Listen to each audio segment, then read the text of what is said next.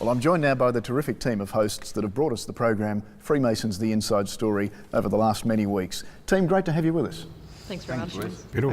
Jim Spreadborough, I wonder if we can start with you and your reminiscences of the segment that you most remember from the program. Certainly, Wes. They were all special, of course, but probably the most special one I had was the little ritual, the 1890 ritual that was produced in Williamstown.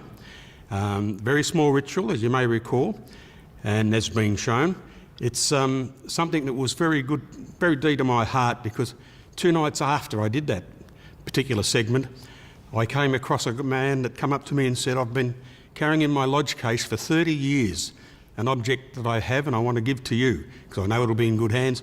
And it was another set of those little rituals. So we had now 2 of those rituals in our Grand Lodge Library and Museum. Very special to us.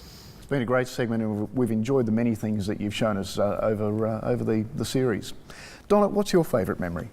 I liked interviewing the ladies, in particular past Grand Masters' wives, and how over the term of their tenure that Freemasonry was kept behind closed doors, and how that they were pleased now with not only with the media that we're having, Facebook, etc., that Freemasonry is now more in the public eye, and the work that they do behind the scenes, and even out in public now with Carrie doing some TV commercials and things. So I enjoyed that the ladies have become more prominent in Freemasonry as well. Some wonderful ladies we've met, and they each had a great story to tell. They did. Lisa McPhee, you've also met some wonderful people during the series. What's been your highlight? I was really fortunate that I got to interview some of the younger blokes coming through, and listening to how they're fitting Freemasonry in with their normal lives, along with all their family commitments, and how they're bringing their family into the involvement and all the community work they're doing and what they're getting out of that. So it was really special to see that it's just not for the blokes, that it actually covers the whole gamut of life. Really interesting to hear how it all fits together. Good point. Bruce Cowie, what's been a highlight for you? Look, I think throughout the series I talked about different aspects of Masonic regalia. You know, why we wear dinner suits in lodge, why we wear white gloves, some of the symbolism around the aprons and the lodge collars.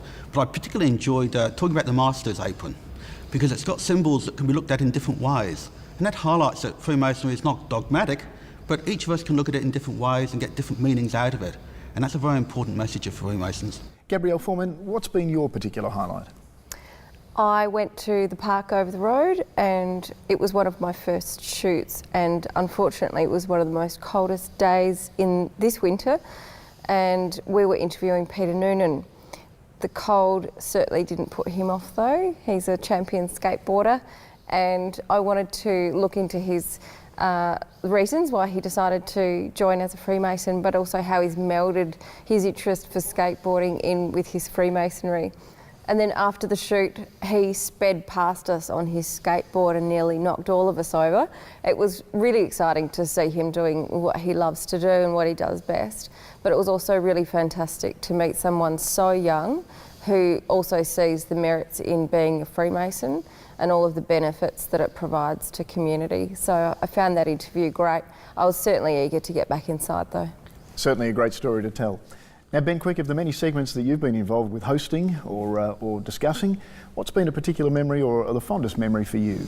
Tough question, Wes, but I think the Masonic Melbourne series has really shown Victoria that the steep tradition and history that Freemasonry has played throughout this state. In particular, I loved the square and compasses in the Legislative Assembly at the Parliament House of Victoria. You know, why are there square and compasses in that room for? It's just amazing how rich and vibrant Freemasonry is and continues to be. Well, team, we thank you for introducing us to so many different aspects of Freemasonry and also the people who are involved in Freemasonry here in Victoria. Thank you for the great work that you've done during the series and for reminding us of some of those particular memories and highlights along the journey. Thanks very much. Thanks, Wes. Thank you.